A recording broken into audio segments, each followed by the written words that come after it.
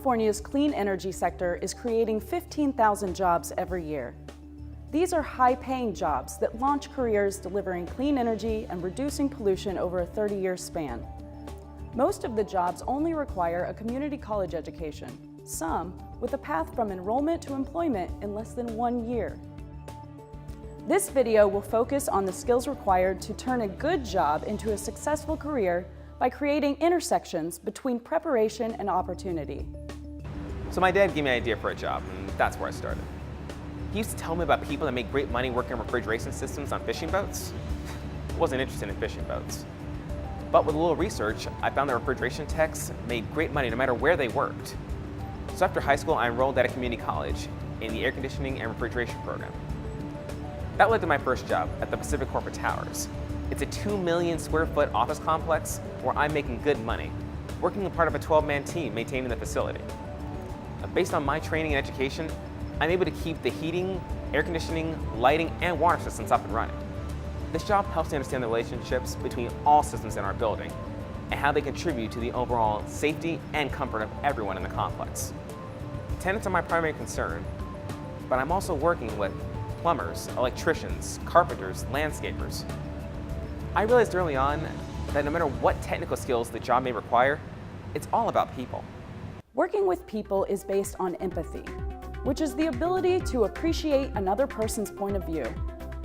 And then comes adaptability, working with others to succeed, even in difficult circumstances. Large office complexes can present serious challenges, and meeting them day after day requires relentless attention to detail in balancing the technical requirements of whatever system you operate or maintain and the needs of the client. Developing the skills necessary to balance both sides of the equation will open up a lifetime of career opportunities.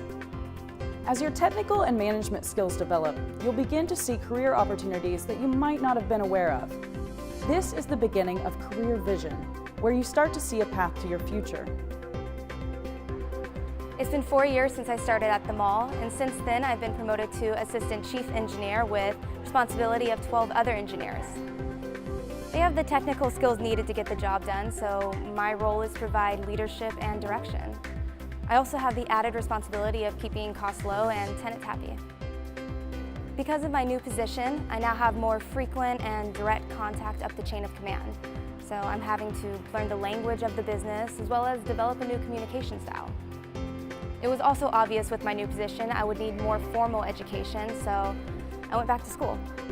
I can't work full-time and be a full-time student, but I can chip away at it one class at a time.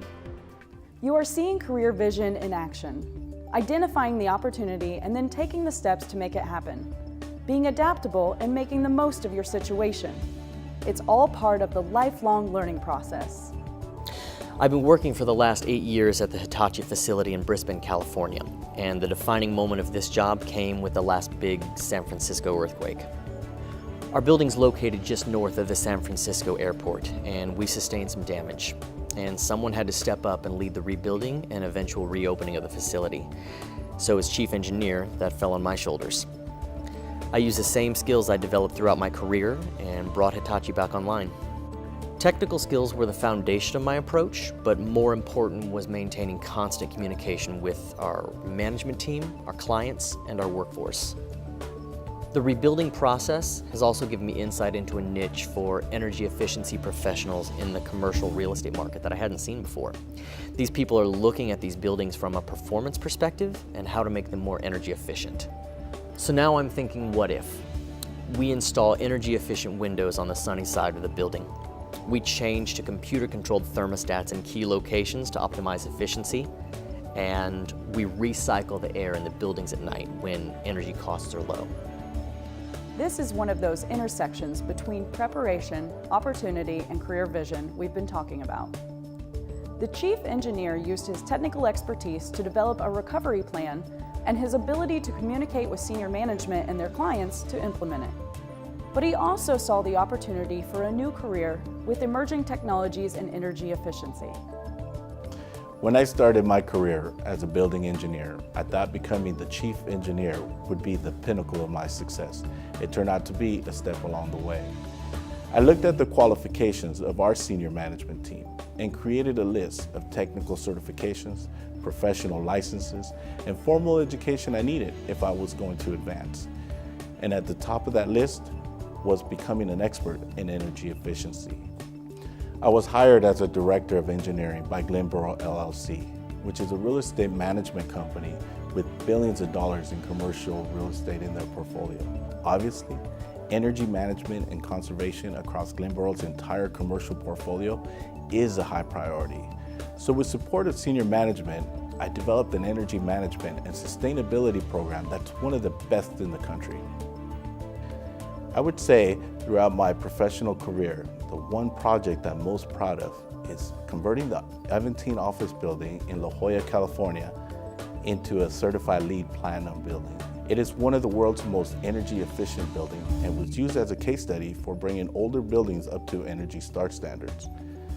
Over the years, I've earned a bachelor's degree in business administration and an MBA, a contractor's license, a real estate broker's license, a real property administrator designation, and became a LEED accredited professional. Parts of my continuing education have been essential in my current positions. While others have given me a broader perspective into the challenges facing our clients, it is imperative that you understand what your clients or even your own engineering team actually needs if you're going to help them achieve your common goals.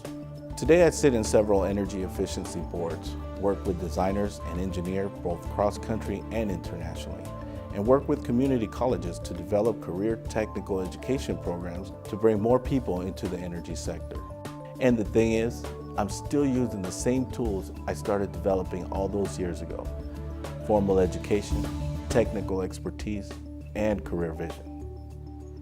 All of our characters drew on their education and experience from one position to advance to the next. Technical expertise alone isn't enough to support a successful career. It takes empathy, adaptability, communication, career vision, and a willingness to step outside your comfort zone to truly succeed. We're going to end this video with one final interview. The man you are about to see made the journey from community college to vice president of engineering for one of the world's largest commercial property management companies. He is considered one of the world's leading experts on creating and managing energy-efficient buildings. The presentation you've just seen is based on my career. These are the positions I held and the decisions I made that led me to where I am today. There are two very important takeaways in this video. First is the concept of lifelong learning. I completed my AA degree in 1986 and my MBA 20 years later. Your education should never stop expanding. Community colleges and career technical education programs are incredibly valuable resources for expanding opportunities in your primary and associated career paths. Second, it's important for you to understand that success in business depends as much on soft skills as it does on formal education and professional certifications.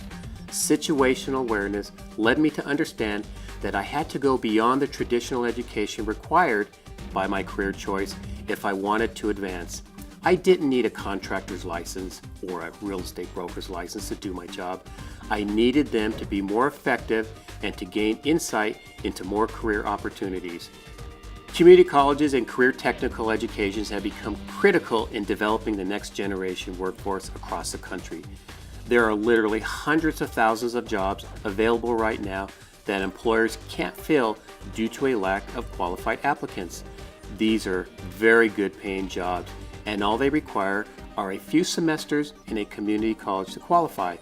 Don't believe the myth that you need a 4-year degree to start a career, or that community colleges can't provide the quality education needed to be competitive in the job market. I started at a community college, and so can you.